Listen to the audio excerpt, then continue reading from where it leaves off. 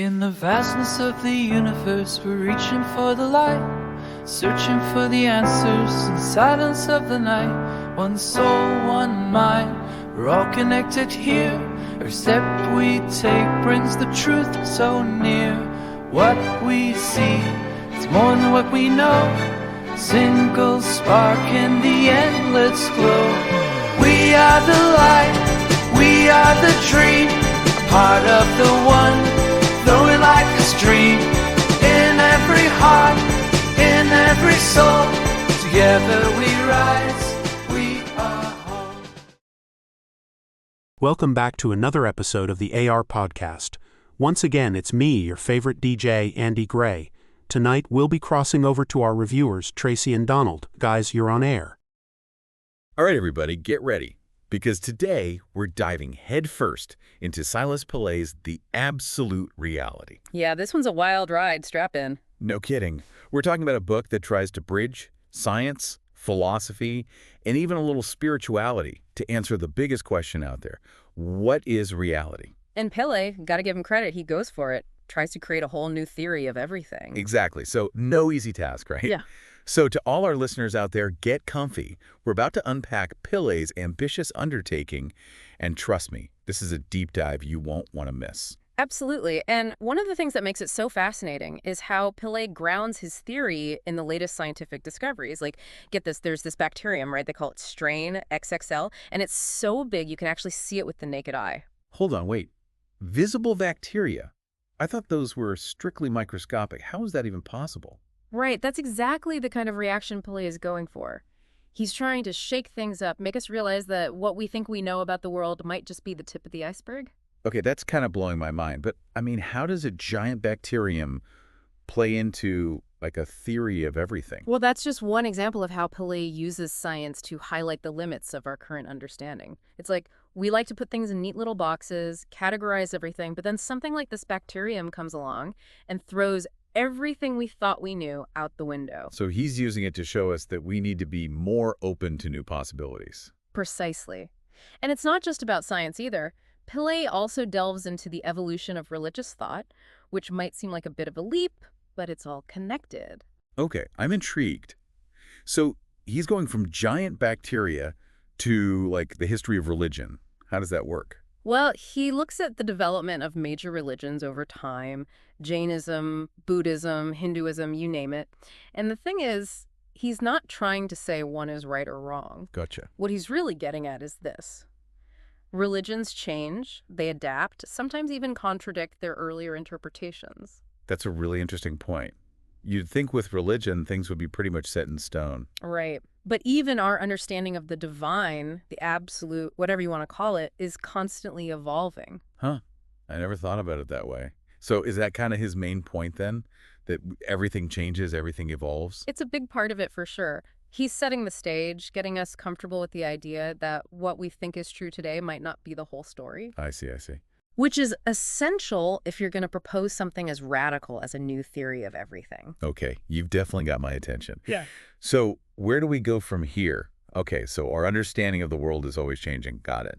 But, like, where does that leave us in terms of what we actually know? Yeah. Can we ever be totally sure about anything? Yeah, that's the million-dollar question, right? And Pilet dives right into that with his chapter on what he calls inconclusive theories. He really doesn't shy away from the controversial stuff. And that's what makes it so interesting. So is he saying that science is flawed or something? Not exactly. It's more like he's saying that sometimes we get in our own way, like we become so attached to what we think we know that we miss out on other possibilities, other ways of looking at things. Okay, so it's like a bias thing. Exactly. He uses the example of cold fusion. Remember that? Back in the 80s, everyone thought it was going to be the answer to all our energy problems.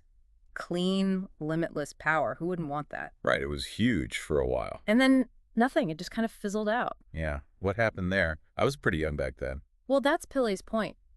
Even with all the scientific method and rigor, sometimes we hit a dead end. And sometimes those dead ends, they're not about a lack of evidence, but more about our own assumptions. Okay, I get that. But I'm not a scientist. What's that got to do with me? Think about how often you come across conflicting information, even about simple stuff, like what diet is bad, how to raise your kids. Is climate change really that bad? We're bombarded with different perspectives all the time. Ugh, don't remind me. My social media feeds are a war zone. Exactly. And Pillay is saying that to navigate that, we need a healthy dose of humility. Got to be willing to admit we don't know everything and be open to changing our minds when new information comes along. So basically, don't be afraid to question everything. Exactly. Easier said than done. But I like it in theory. It's a good starting point. And speaking of questioning everything, Pillay doesn't let us off easy when it comes to the big one, suffering. Right. In Chapter 4, he gets into this whole thing about if there's this grand design, why is there so much pain and disease in the world? It's a good question. Tell me about it. He lists all sorts of stuff, genetic disorders, birth defects, you name it. Doesn't really paint a pretty picture of a perfectly designed universe. Well, how does he square that circle? Well, he introduces this idea of negative intent. Wait, negative intent? Like, there's some evil force out there making us sick on purpose. No, it's not like that. Hold on, let me explain. He's not talking about some evil villain. It's more like he's challenging the idea that this grand design has to be purely benevolent, purely good. He's suggesting that maybe it's more complicated than that. Okay, so what? Is the universe indifferent to our suffering? Is that what he's getting at? In a way, yeah. He's saying that the presence of suffering, especially the kind that seems random and senseless, points to a force that's not necessarily looking out for our best interests. Huh. That's a tough pill to swallow. So where do we go from here? We've got this universe that's maybe not out to get us, but isn't exactly handing us rainbows and kittens either, right? Right. And that's where Pillay really takes this idea of a grand design and flips it on its head.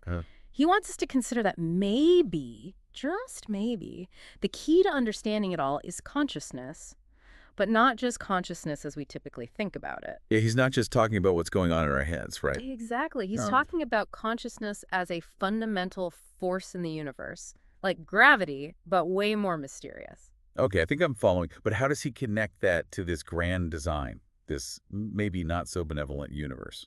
Well, he uses the analogy of a computer. He says, imagine DNA as the hardware, right? But then there's this software that's running the show, guiding the development of life. I remember that part. Yeah, it's like a blueprint, but for living things. Exactly. And he points to embryogenesis as a prime example.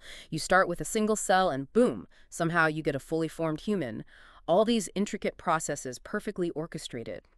Pillay argues that there's got to be more to it than just genes and proteins. There's got to be some kind of code, a blueprint, guiding the whole process. Okay, so we've got this hidden code, this biological software, but then he takes it a step further, right? He does, and it's where things get really out there. Pillay says this software, this consciousness, it exists outside the physical body. Like our brains aren't generating it. They're more like receivers tuning into a signal that's already out there. Whoa, okay. Hold on. So it's like our bodies are radios, and consciousness is the broadcast signal. That's actually a great way to put it. It's a concept that's been around for centuries in different spiritual traditions, but Pillay grounds it in a more scientific framework. So what's the source of this universal broadcast, this consciousness signal? That's where the one mind comes in, right? You got it. Pillay's big idea, his theory of everything, is that there's this single unified consciousness, this one mind, and the universe we experience is basically its projection. Imagine like a giant movie projector casting all of reality onto a blank screen. Okay, my brain is officially bending a little bit. Yeah. So the world isn't an illusion, it's a projection. Exactly. We're not imagining things, but we are misinterpreting their true nature. We're so caught up in the movie that we forget there's a projector, a source behind it all. And that source is the one mind. What? And we're all connected to it, right? Like we're all characters in the same movie. And here's the kicker. If we can tap into that connection, if we can align ourselves with the one mind, Pillay believes we unlock limitless potential, access to all knowledge, all creativity, everything. Okay, that's a lot to unpack. But if I'm hearing you right, he's basically saying that we have the power to shape our own reality because we're all part of this one mind that's projecting it. That's the gist of it, yeah. And it's a pretty wild idea to consider, right? It's both empowering and kind of daunting. No kidding. It's a lot of responsibility, too. So where do we go from here? What's Pillay's big takeaway? I think he'd say the journey itself is the point. Keep asking questions, keep challenging your assumptions, and most importantly, stay open to the possibility that the universe might be even weirder and more wonderful than we ever imagined. I like that. And on that note, we're going to have to leave it there. A huge thank you to everyone for joining us on this deep dive into the absolute reality.